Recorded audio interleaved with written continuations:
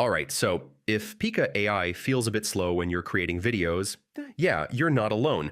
In this video, I'll show you how to speed things up and work much faster. First, quick idea.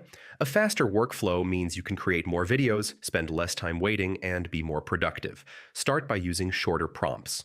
Long and complicated prompts can slow things down. Next, keep your videos short. Shorter videos take less time to generate. Try to avoid heavy styles or complex settings unless you really need them, because they can increase processing time. Instead of generating one video at a time, try creating multiple videos and reviewing them later.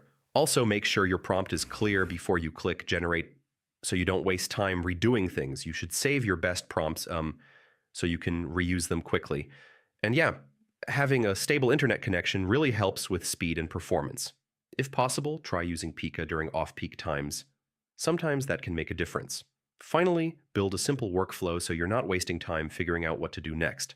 So yeah, with these simple tips, you can use Pika AI much faster and more efficiently. And if this helped you out, don't forget to like, share, and subscribe. More AI optimization guides coming soon.